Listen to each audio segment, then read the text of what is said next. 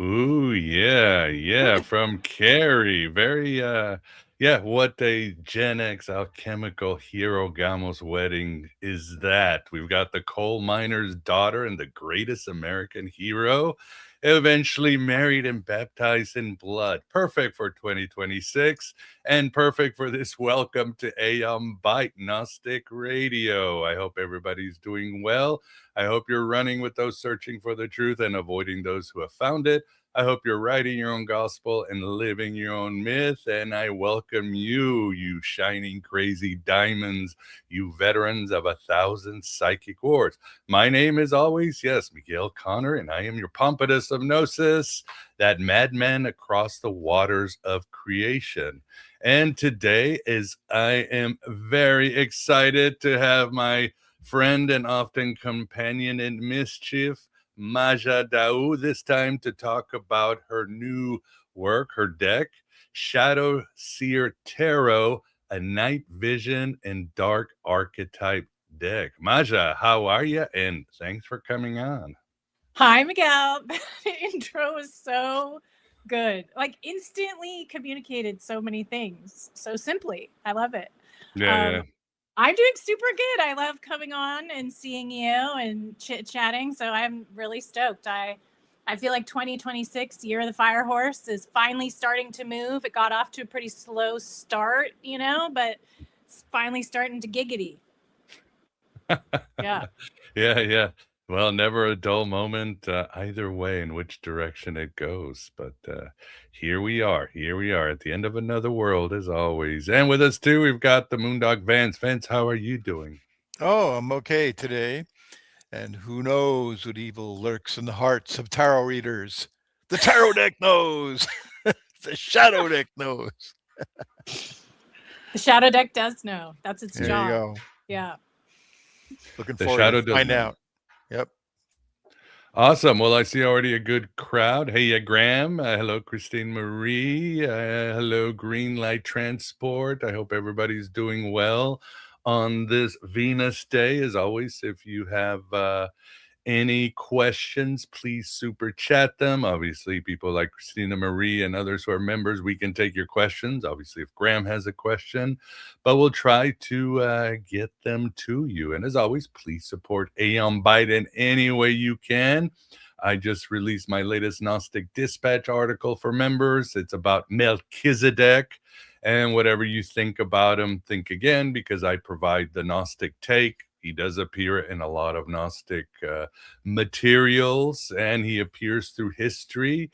So I think you'll be enlightened about this figure, and you might be shocked that some ancient Gnostics thought Melchizedek was even bigger than Jesus. He was one of the great luminaries who stood catching divine sparks to take them back to the pleroma. So that's just one of the bonuses that you get if you become a member.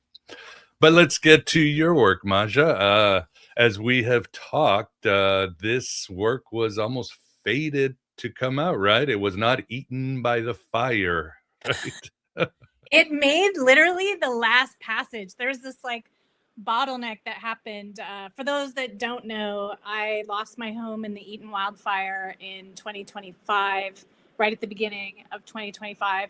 And I had the art, 78 works of art. And I used to work pretty big. Like, I mean, I still do, but I haven't done much art since the fire. But they were like, I don't know, 3 foot by 4 foot size, big pieces, 78 of them. I had completed all of the art, done the manuscript, turned it in, like had to, take pictures of everything, handed it in like November. And then 2 months later, everything destroyed. So I was thinking about that. I was like, what if I had been late or like had to spend a little more time? As authors, a lot of people get an extension. Deadlines are rough, but I really pushed myself. I like had a fire under me, literally pushing myself to meet that deadline because I was like, I can't be late. And I didn't know why, but I handed it all in like the last little end of the portal. And then everything was just phoenixed. Yeah. Incredible. And I'm sure where you're standing, the caretakers of your city have just rebuilt the homes and gotten you out of fried. Everything's back to, yeah, oh my God. It must be. There's a lot of hype, but the reality is everything's toxic. They keep having, like, a lot of the families are having to fight to get the soil testing, and then they test it and it's bad, but everyone's like, no, just like rebuild, everything's good, everything's fine. But then no, it's just like a hot mess of toxic chemicals, which is what happens when all those materials burn. Like when we make stuff with toxic materials and they burn, it turns into toxic materials. It's super crazy how that happens. So yeah, it's a real struggle for the whole community, and a lot of them too had to fight the insurance companies that were being scandalous. People have still not gotten recompensation. So it's just the literal, Archon bureaucracy story that is told. But at least, like, being part of a large disaster, I felt blessed because of the community support. And it kind of amplified to me when people have a personal disaster. It's much harder to go through than if you are part of a larger disaster. I feel like in some ways, like I feel like personal betrayals I've experienced were harder to go through because I had less help. Right. Yeah, but the community offered so much help, so I was not forsaken. Good. Yeah, such is the way of the world. Well, good to see that you're there. So, the tarot, it survived the fire. It made it Yes. through, and now it's out to the world. Tell us about this deck and how it's different from other decks. Yes, this deck was inspired. I've been doing shadow work pretty much since COVID. I feel like really wanted to focus in on shadow work and underworld stuff because that was just what became apparent that everyone really needs. A lot of the emotional negative behaviors everyone's trying to project on each other, blame each other for, deal with, that's really other people's, actions, where it's like, how do we digest this dark archon, the darchetypes, I like to call them, is the word I use. So how do we navigate these energies in healthy ways that doesn't shove them under the carpet, put the rose-colored glasses on? We're truthers. So we like to, in typical Gnostic fashion, try to lift up the skirt and see what's going on. So really with the shadow work, I'm trying to make tools for people to use that will assist, almost like a game. I feel like I'm calling my shadow work the dark games that I'm making, to help people be a little playful with these energies that are very serious and, like ruining people, but that are very much a part of our regular world and nature and what our deal is here. And so how can we navigate them? So that was what inspired the deck to present terrible things in a way that we can digest them and be kind of funny and, take a little bit of the piss out of them. Yeah. Yeah, sure. And shadow work for the uninitiated. What is shadow? It seems it's very popular today. Jung seems to be more popular than ever, but it also seems something either everybody gets wrong or nobody will, talks about but really wants to do, because yes, everybody's projecting. I am no saint. My only gift is I've learned to wait 5 seconds before hitting the send button, and then I usually just walk away. I'm better, or if try to give people my wonderful advice, at the household. But what is shadow work? It's almost, shadow work is popular, but it's almost essential for any sort of enlightenment, individuation, whatever you want to call it. It's essential, and the ancients knew that. As you write, the catabasis, going to the underworld. Jordan Peterson talks about, or was it Joseph Campbell? We have to go see the dragon because the dragon holds our treasure that we are so afraid of. But am I right? And what's wrong with people today doing shadow work wrong? Dude, it's serious. Like, that's why I made the deck, So yeah, shadow work, it's hard. A lot of people don't. I have maybe a different view, so I'll share my view. The popular shadow work that's getting all crazy on the TikToks and everything is people using watered down versions of Carl Jung's shadow work. And then what I see people interpreting it incorrectly and getting wrong with the shadow work is that they're thinking it's their shadow. They're still egoically owning shadow. So they think it's theirs or yours. It's like, so everyone's going, oh, it's your shadow, right? Or this is my shadow. So we're still like children, even with the shadow work, which is trying to break our egos. People are egoically attaching to their own shadow, ironically, right? But this is the nature of the world. We'll keep doing the thing that we hate. It's the trap, right? We hate the thing, and then we are the thing that we are hating, right? So we have to understand that there is shadow, and everybody's going to have it, participate in it. So I go into some of Carl Jung's original sources and into the pagan literature, the esoteric literature, the ancient literature, looking at what is shadow. To me, it's not your subconscious or my subconscious. It's the subconscious, right? It's the unknown, unconscious world that also exists all throughout nature, right?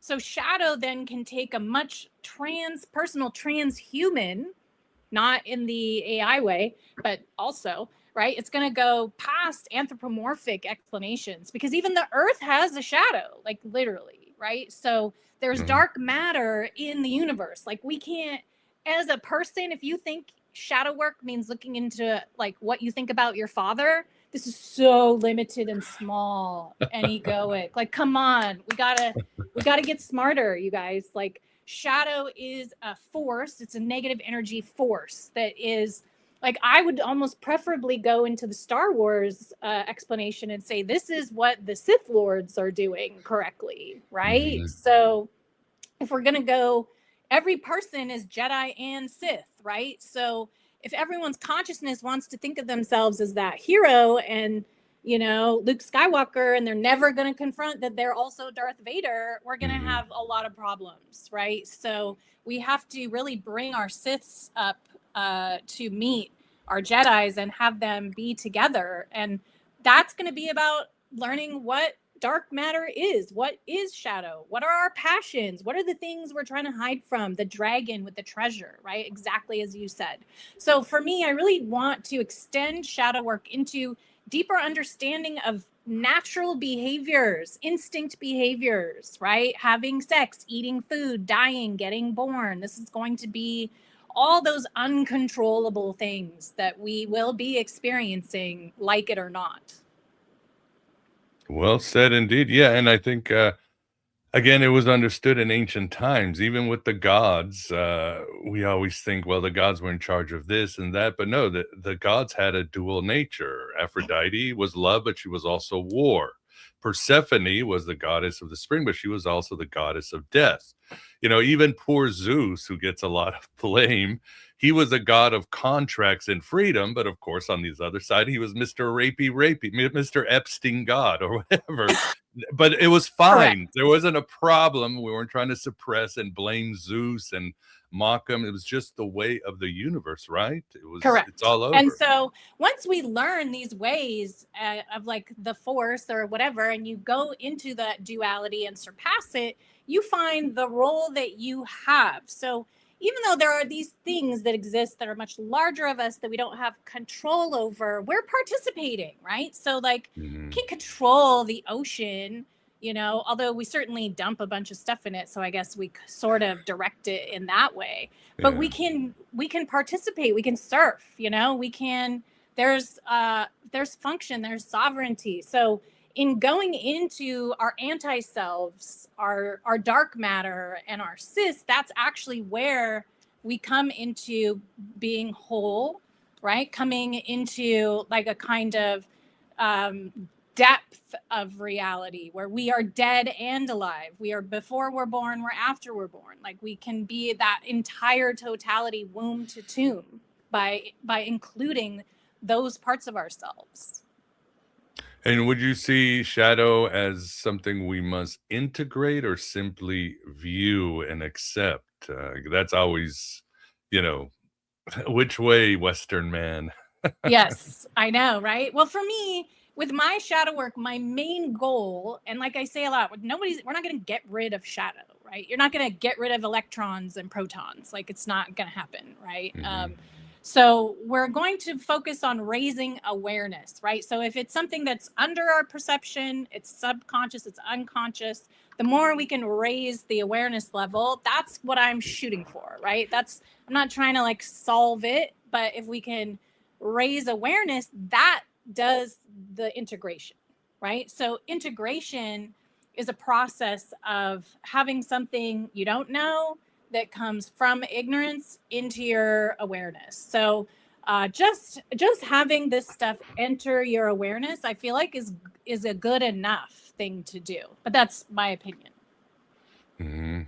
Yeah, indeed. And of course, like you said, it's always there. I know, as people have said, and it's not a bad thing. I guess it just is fine, but it is a good thing, you know, as some have said, the moment you tell your child, don't touch the heat, you've repressed, you're creating shadow material. The game That's right. has begun, right? And Exactly. Yeah. the problem, as many said, is in cultures, you have some sort of initiation when you become a teenager or man, which may seem weird and violent and all that, but in a way it is, these cultures have a way to embrace the shadow, integrate the shadow, That's right? right. And it's nature. It's natural. Like you Mhm. have those initiations as a teenager because you come into puberty. Like your body changes, right? So that's a real thing that occurs. It's not, they're not like ignoring it and pretending you're still a little kid, right? Acknowledgement of shifts, of Mhm. of nature, of like differences, of like what's shifting, right? We all want to just feel comfortable and think nothing's changing, there's no chaos, everything's fine. Right? So the more we can have rituals and stuff like that to help us undergo change, right, or understand that those shifts or things that are going on, that's the surfing the ocean rather than just being like adrift. You also talk in your the accompanying book, you talk about shades a little. Yes. Again, you talk about darchetypes, the shadow side of every archetype, but you also talk about shades. Tell us about that.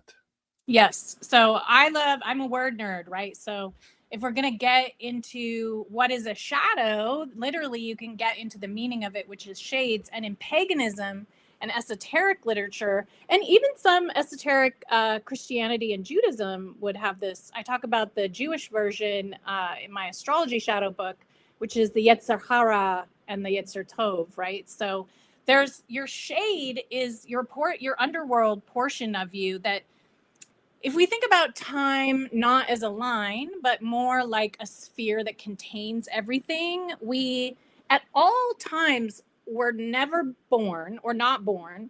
We are living and then we're also dead. So as we are all talking right now, we are also dead somewhere in time, right? Mhm. So your shade, and when they do like soul retrieval or psychopomp work in a lot of shamanic traditions, you do underworld journeys to try to retrieve your shade, is what they talk to. But really, it's more about that you're acknowledging and talking to your dead self. Mm. So, a lot of people think that mediumship is just talking to other dead people like ancestors and stuff, but you can also talk to your double, your doppelganger, your which is what like Otto Rank was talking about, or like, that there is this you that's dead that has stuff to tell you. And then there's also your higher spirit, and this is talked about in Egypt as well, right, with the Ka and the Ba and all the Egyptian underworld stuff. This is well known throughout all of the ancient pagan religions and utilized. And it wasn't until some of the monotheistic religions came around and started saying, don't talk to the dead, don't talk to your dead self, forget your ancestors, like don't even think about death, don't deal with death. And so people got out of the habit of having underworld journeys or having a descent and an ascent, right? Even all through, you can look at modern magic techniques like the Golden Dawn, Hermetic magic. These all have underworld psychopomp initiatory journeys involved in them as well. Crowley stuff, right? We're going to do all that stuff is really important to do. And it's an aspect of shadow work. And that's done through our shade, or our part of ourself that is in the underworld. Yeah, you just mentioned ancestors, and you have this beautiful dedication to ancestors. You're basically saying they are the key, and people, what does she mean? Shadow work and ancestors? What's going on, Maja? What's Yeah. going on?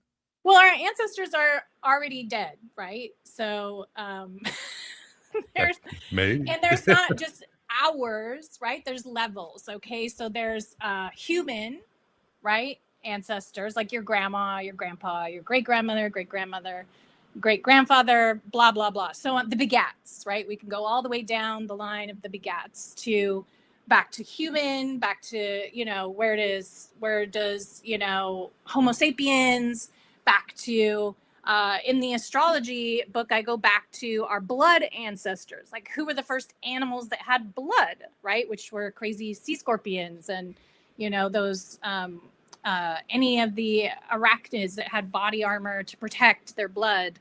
And where we get that defensive behavior was to protect the safety of our blood, right? So you can go back and look at ancestors in a big way, right? We can include other entities, interdimensional entities as ancestors. We can include, star beings, depending on what your proclivity is, right? If you want to go down the starseed thing, we can look at ancestries in terms of the earth, in terms of rocks, in terms of trees, right? That humans descended from trees is the story in a lot of stuff. So ancestors goes way beyond just grandma and grandpa. So that I feel like really needs to be extended into wider views as well. Love it. Yeah, the great chain of being, the great chain of shadow. Yes, we do exactly. inherit their shadow. We inherit the first atom splitting shadow. I like what somebody wrote here. The demiurge did nothing wrong. Sophia should have paid her child support. And of course, the Gnostics, of course, those first step psychologists, it's brilliant because He's basically talking, there is a lot of shadow work in there. You go, well, is it Demiurge Sophia shadow? Is Sophia the Pleroma shadow? The part right. that they shouldn't have expelled her, and Sophia should have, pretend she was ashamed of her, godlike lion-headed dragon son. So you have this sort of chain of misfortune not dealing with their shadows. Yeah, it's really true. It goes way back, like you said, to the gods and philosophical concepts, planets. Like, in the astrology book, I say planets cast shadows, like things cast shadows. It's not just us. So to try to extend it into these larger darchetypal stories, I feel like is very important for individuals as we meet and confront this. Like, first of all, we have to see that's shadow, right? So identify, right?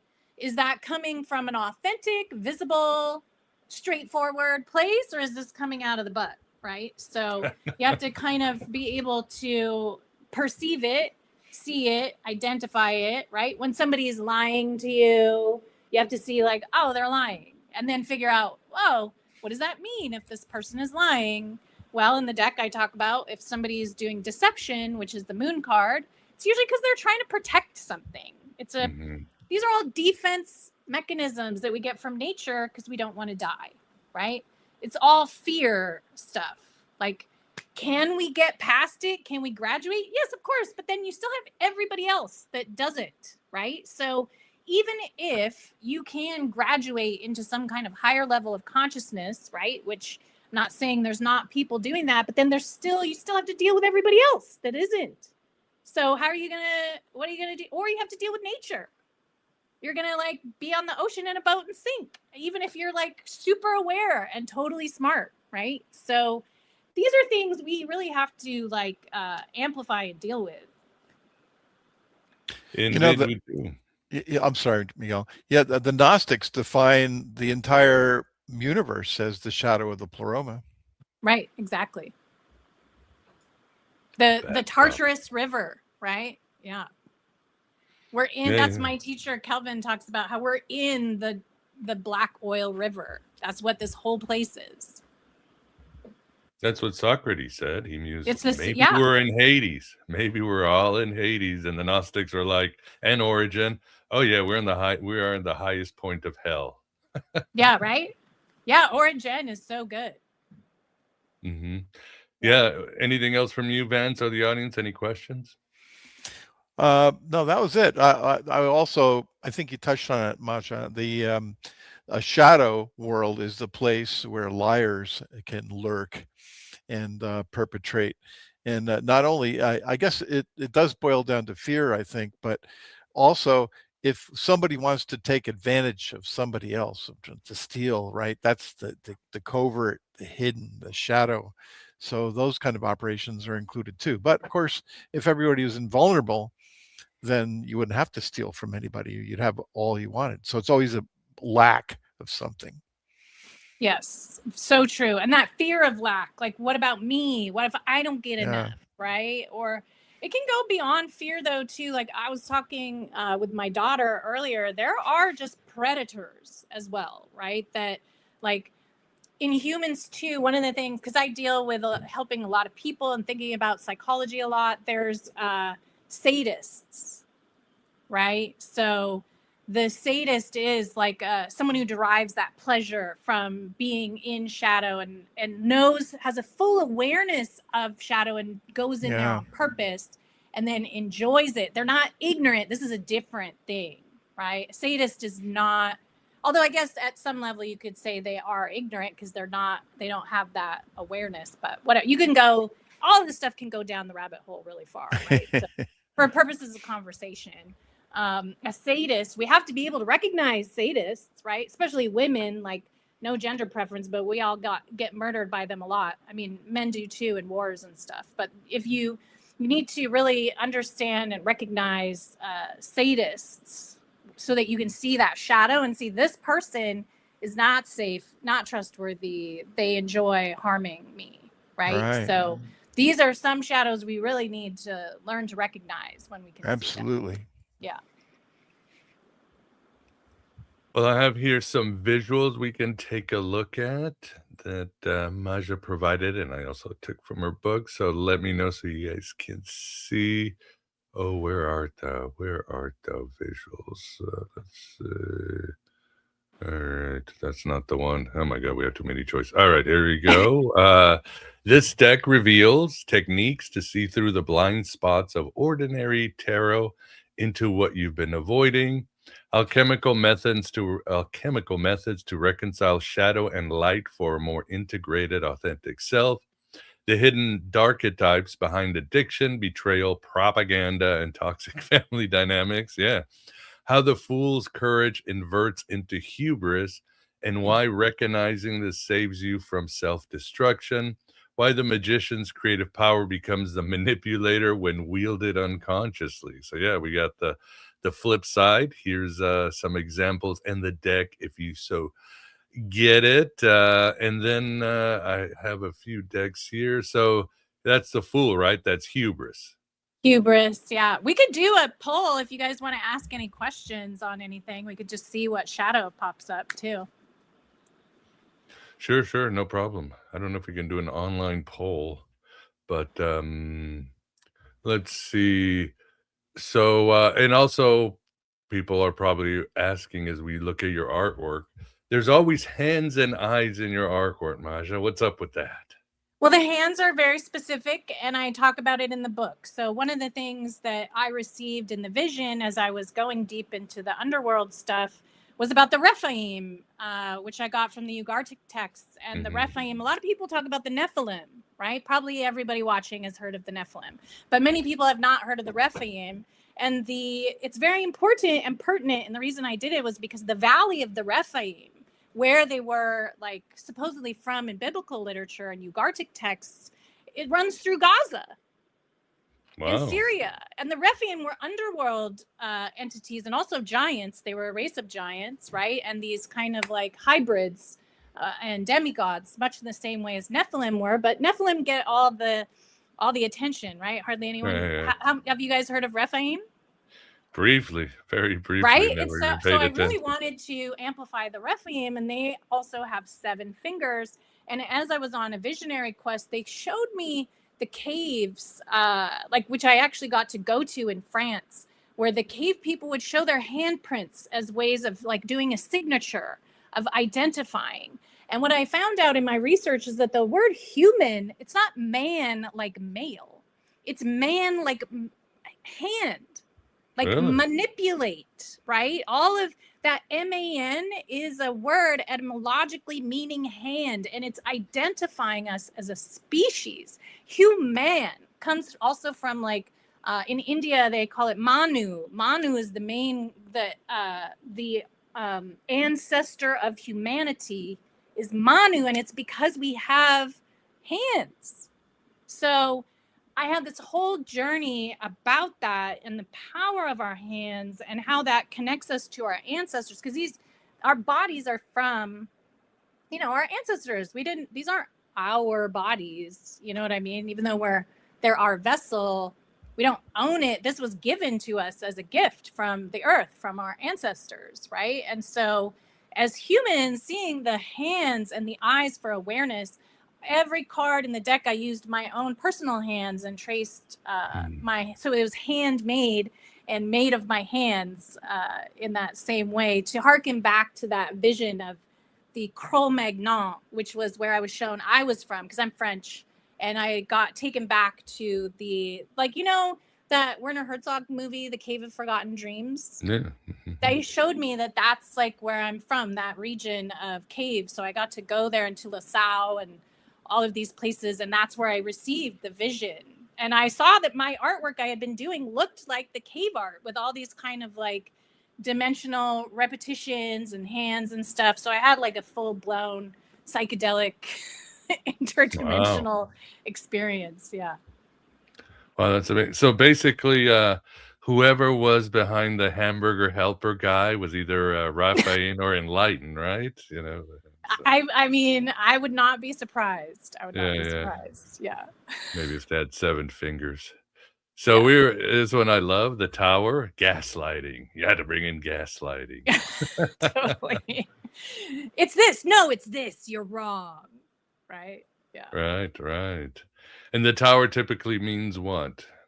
The tower is that shock. It's like the Uranus energy, where it's that electric shock of nature, like the lightning bolt.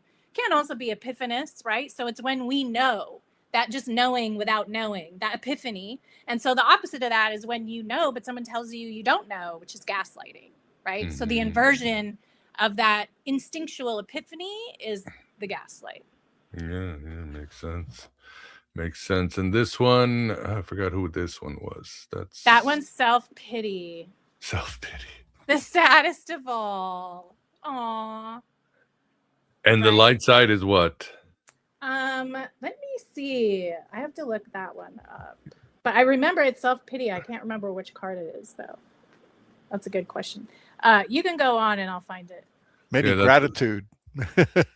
Right? Oh, yeah. Maybe I know, because we're suppressing our shadow. We don't want to deal with self-pity because we're all good. Nobody does. Oh, here it is. Oh, it's the Hanged Man, right? Pity party. Yeah. So the Hanged Man is where we put ourselves in Odin's position in order for enlightenment, to find out what is the thing? Where do I go at the crossroads, right? So it's a purposeful sacrifice. But here's the sacrifice we aren't willing to make. So we feel bad for ourselves that we have to undergo this torture of uncertainty. So we fall into pity party. Yeah, and what about the eyes? So many eyes in your artwork. It's for trying that awareness idea, right? But also, like, our perception isn't limited to our eyeballs, right? So we see through our eyes, but what are your eyes connected to, right? They're an appendage of your mind, of your sentience, right? So it's trying to encourage people to use more than eyes to see. Mm-hmm.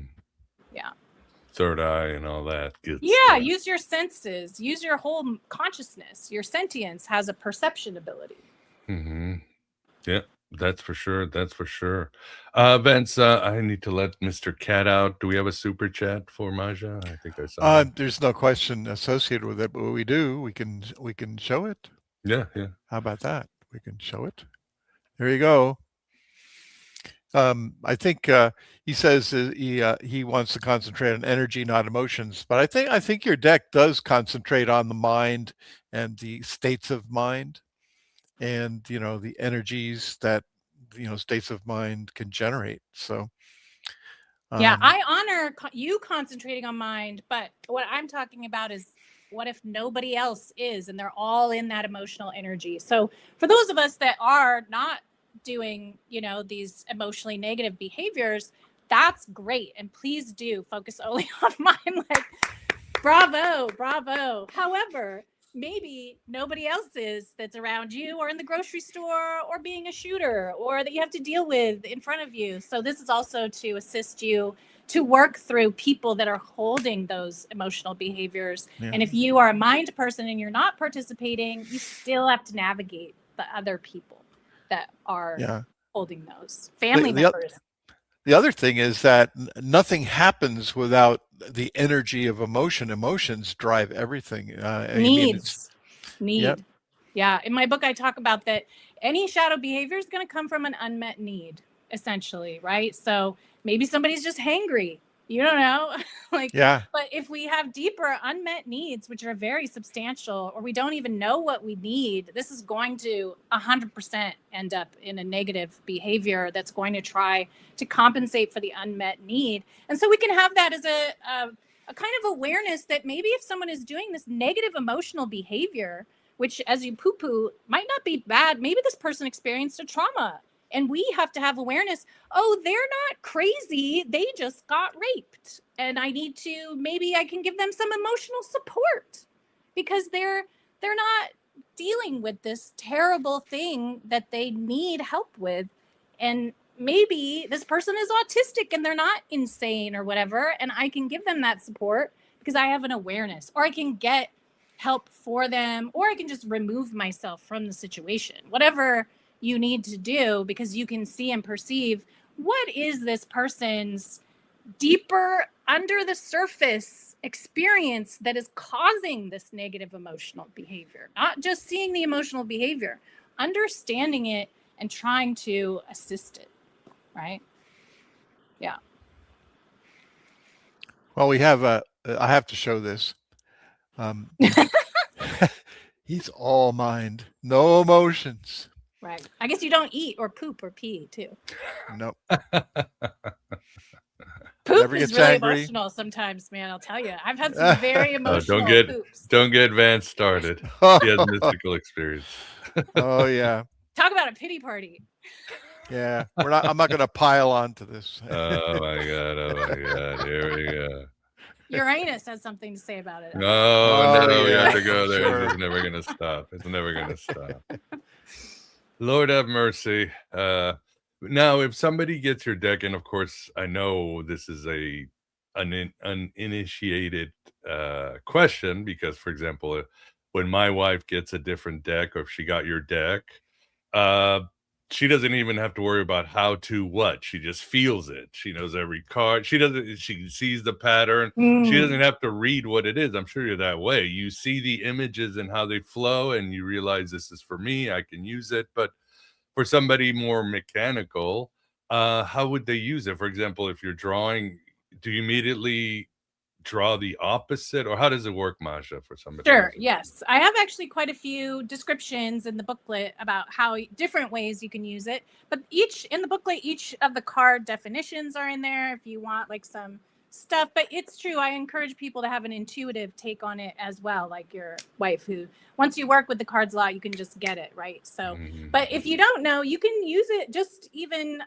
simply if you're really struggling with something or someone else's emotions. If maybe you don't have that issue, like you're very mental and kind of not experiencing that, but you're dealing with somebody that is, and you're kind of struggling, like, and it's somebody you care about, right? You don't just want to like ditch out. You have to like deal with this person, or it's at your work, so you can't leave. You could just pull a single card to identify what is the shadow operating here and how am I going to manage this. So at least you can identify it and try to then even intellectually work with it or process it, or be able to get a strategy of moving forward with it, or even just raising awareness that you can be like, okay, like, so you don't think it's like about you, and you can see, oh, this person is having this issue, right? So that's like an easy way you could use it. Another way I think is pretty cool, there's a lot of spreads you can do, like on family stuff I mentioned in here, because everybody's got family stuff. So I have like a family tree spread, relationship spreads, because in relationships it's hard. We're constantly projecting on each other. I think it's kind of impossible, especially if you're with somebody for any amount of time, right? It's so hard to keep your side of the street clean. So you can do it that way. Or if you have a regular tarot deck and you do a pull on something, you can pull a card from my deck to identify what is the shadow operating in this, to kind of get further clarity on whatever else it is you're pulling on. So there's quite a few different ways that you can use the deck. No, it makes sense. And I think you share in your book about something that happened to you, that you pull something that was supposed to be harmony, and it was quite the opposite that ended up happening to you, right?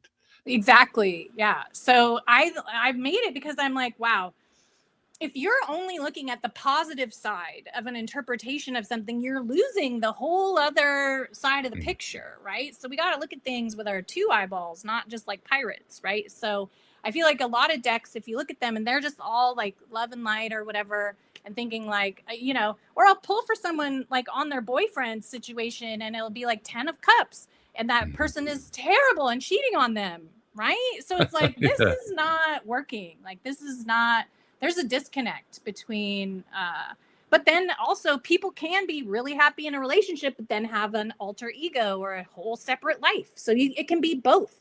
So I'm trying to accommodate paradox of duality through inclusion of the dark types rather than dismissing them. For sure. And you do you're a jack of all trades with these sort of divination, I guess, Jacqueline of all trades. I don't even know. Wait. Yeah. So whatever you want to call it. When you work with clients, how do you know which tool to use? Or do you ask your clients? Is everybody like, we've talked, you've done readings for me. Sometimes you choose, I'm going to do astrology, even though I like I like the oracle, the I Ching. But how do you work with clients to know what's best for them? Yes, that's a good question. Most of the time, people say which one they want. Astrology being the most popular, and then tarot, and then I Ching is the least popular. I feel like because a lot of people don't have a lot of experiences with the I Ching. I love I Ching so much. Like it's so straightforward and logical and easy to interpret to me. But the tarot is a little more emotional, a little more kind of like feeling, and then the astrology is really good if you want like time frames or data. I really appreciate the data amount that I can find in astrology. Just like, for example, I was looking in their chart. Actually, this was my friend. She was like, look at my boyfriend's chart, and I was looking at his chart and I was like, oh, he's got problems with his prostate, dude. I was like, you gotta tell him to look at his prostate. And then she goes, oh my God, he does have a bad prostate. He's literally on medication. She was like, how did you know that? And I was like, he has Scorpio in the 6th house with Neptune retrograde. Like he's got prostate issues. So to me, it was obvious by looking at the chart, and that's just data, right? So I really appreciate astrology for data. So if somebody is calling or wanting to work with me, I'll be like, well, what are you looking for? If they have a really specific thing, I'll say like, let's do I Ching, because you can ask a really direct answer, question. If they don't have anything and they don't know, I'll usually say, well, let's do astrology, because then I can like look at kind of an overall view, like a bird's eye view. And then if they have like, some emotional issues or decisions, I'll usually recommend tarot. Yeah. Makes sense. And God, what happened to the other one? I was thinking the other day, remember when we all believed the crystal ball lady? And I was thinking, am I gaslighting myself? Was that ever real, Maja? Did people actually use crystal balls? We all accepted it for pop culture. Herman movie. Or no, you see the movies and the Romani lady. Oh, right. No, that's legit. That's scrying, right? So the art of scrying is seeing a reflection and looking at the reflected image. With stones, it's good if you use the right crystal, because a lot of crystals contain information and data, right? So our computers are made out of crystals, our telephones, like our DNA is liquid crystal. So if it's like a real crystal ball, or like one of my favorites is obsidian, because you can feel it, and the rocks contain memory and information. Like, so that is 100% a real thing. I love interacting with different stones. The one I hate the most, which I'm sure people will make fun of, but I can't even be in the same room as it, is moldavite, which is a meteorite. And as soon as as it's in the room, I feel like I'm going to throw up. Like I have a very averse repulsion to moldavite. Interesting. Yeah. They say it's some enlightened green thing, but I look at it and I'm like, poison. So, yeah, it was. I think this year I watched the series Peaky Blinders. And, I haven't seen that. Oh, it's pretty decent, except it got cut off, and I hate the new movie that came out. One of those, the resolutions aren't good, but it's it's a very entertaining show. You'll love this, Maja, and this is callback. But whenever Thomas Shelby, the head of the English mobsters, would have to have somebody executed, he would get an envelope with his name and just put a black star. Now it's not historical, but it was his way, of saying, hey, David Bowie, you're not forgotten. That's so cute. But in it, the Romani, they did the tea leaves. And I was like, yeah, that used to be a thing. How does that work, Maja, the tea leaves? There was actually I used to live in Little Armenia, and there was a lot of Armenian, like elder ladies that would do tea leaf reading. It's visual as well. So I have never done it, but I did see this woman who was very good at it. She's so cute, like Armenian grandma type. And she would just look at it and she could see the picture. And then that's where the narrative would come from, what the story was that was happening with the person. She could see a shape or an image that the tea leaves would leave.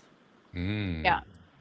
Fascinating. Yeah. You will meet a tall, dark stranger. Always a damn tall, dark stranger in these shows and these movies. Damn those tall, dark strangers. Yeah. Well, this brings us to the idea of synchronicities. And you talk about it in your book. We've talked that up before. Again, Jung is very popular, but I think people have confused synchronicity with omens and where I need to be, but it's different. I mean, synchronicity is like shadow work, we said, is all about the inner work, not whether you need to move to Canton, Ohio, or do you need to, Totally. yeah, Yes. something Yeah, like that's that. omens. Synchronicity is when the outside and your inside have an overlap, right? So when you're thinking, I have this friend who would say the funniest thing. He goes, synchronicity is when you're thinking, I wish I had a plate of shrimp. And then your friend comes up and goes, hey, you need a plate? And the other one goes, move out of the way, shrimp. And he goes, that's synchronicity. Love it. But it is, it's when there's a mirror of what's inside you and it reflects outside, right? So the whole world, one of my favorite things to do, which people make fun of me and don't understand, I like to put on TV shows in the background when I'm writing or doing things that are very popular that everyone's seen. So like The Office or like Friends, because they work as a synchronicity catcher. So if I can be here and something is needing to come out as the sync up, it'll reflect, I'll think the thought and then it'll be on the TV show. 100%. It's one of the easiest synchronicity extractors. Right. Or you can do birds, or it works with a lot of things. Like I go on walks and I make it a synchronicity walk. So I'm going to be like, okay, I'm going to see when my thought matches the outside. So you do this matchup and then you get into the source code of the pattern, right? So it's one of my favorite states. You can easily enter a synchronistic state, and through the tarot, again, is the other easy way, because you can just be thinking and then you pull the card and then bam, your inside is reflected outside. So it provides that access for a pop out into the source code through the pattern. Yeah, like teaching is code. But again, it's not about a better future or the tall, dark stranger. It all leads to individuation. That's the primary goal of the universe. Out of your consciousness, right? It's trying to be like, whoa, that's weird. What is this place? Who am I? That's what it's trying to do. It's trying to get you to pop out. Yeah. Why would Graham saying, why would anyone go to Canton? Well, it just popped into my head. Let's see what synchron. I know you're originally from Ohio. Sorry about that. You'll be fine, Graham. You I'm must sorry for your loss. Yeah. Sorry you were there, but I know people like to pile on. No, it makes sense. For example, I was telling you about the screenplay that I've been commissioned by The Voice, which, oh my God, it's going to end me sooner or later. But believe it or not, The Voice has made me, when I'm writing it, of all the people to write this to, I listen to Harry Styles or the rock band Cinderella. I have no idea. I have never liked either one of them. You're doing the same thing. Yeah. I can't help it. It makes me write better. And I'm like, but I don't like either one of them. But so I don't like them either, but they're in popular consciousness. So we can utilize these, because through them, because everyone else's consciousness is connected to them, they provide a portal to the greater consciousness. Right. Makes sense. Yeah. Makes sense. So I'm and of course I don't admit it to my family or friends because they'll, but so I'm listening, Harry Styles, Sign of the Times, and listen. Then hours later, I'm walking by, I get out, I need to clear my head. And of course, my wife is watching that new movie, Project Hail Mary. And of course, guess what? Harry Styles, Sign of the Times appears as soon as I walk by it. Just as I'm walking by, I'm like, okay. So at least there's the pop out, the communication and everything, Yeah, it raises your awareness through a contraction that unifies inside and outside. And then you go like, for me, I go like, blub, blub, blub, blub, blub, blub, blub. And like my mind gets a clarity because I kind of come out of a fog and I get the insight, right? Yeah. No, it's yeah. Your tower got blasted, right? Exactly. The lightning bolt on the tower. Right. Yeah. And as we get to the top of the hour, Vance, do you have I guess Graham's in a very humorous. He might have to. Now I'm picturing Harry Styles singing lead for Cinderella. Yeah, I'm nobody's fool, funny. Or don't know what you got till it's gone, or whatever. Cinderella, the glam rock bands too. So Styx too has come to me, listening to Renegade and Lady. It's like, come on, give me something I want, but it won't do these things for you. No. Anything on your end or from the Yeah. audience fans? Yeah, I got a question. When you do your layouts with this deck, how does an inverted card read as opposed to the non-inverted card? Oh, well, I don't do reversals because they're already inverted. Okay. So, like, That's what I yeah, was I wondering. don't, because for like each of these are an inversion already of the thing. Like for 10 of Wands, the 10 of Wands is like one of the stories of Jesus carrying the cross, right? So for it, I put the false martyr, right? For the inversion of that, instead of the one that's really the martyr, now it's somebody claiming like, oh, woe is me, like you're hurting me, blah blah, when they're the ones that actually did the crime, right? The Yeah. false martyr. So each one is already inverted, so I didn't bother doing reversals. Oh, yeah. I Yeah. was the other possibility I was thinking is that when they're inverted, they actually become the positive.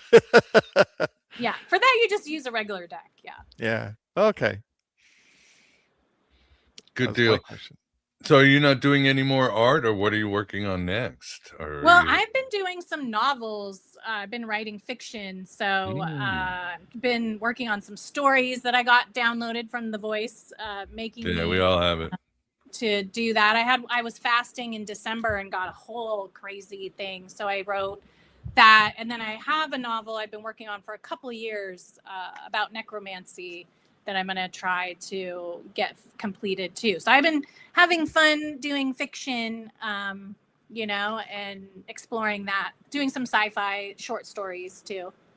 Very cool. Very Yeah. cool. Yeah, as I tell everybody, we all have the voice. We all have a mission. We can all get the downloads, and our egos may not like it, but in a way, it's part of the tikkun olam, the butterfly effect. We can, and if we might not get, like you said, we might not get any recognition or money or whatever, but it is part of a way of our self-discovery, and in a way it will make a better world, but we have to listen to it. And as Jung said, the discovery of the self is the defeat of the ego, and this voice will, it will defeat your ego. I'm listening to Cinderella and Harry Styles.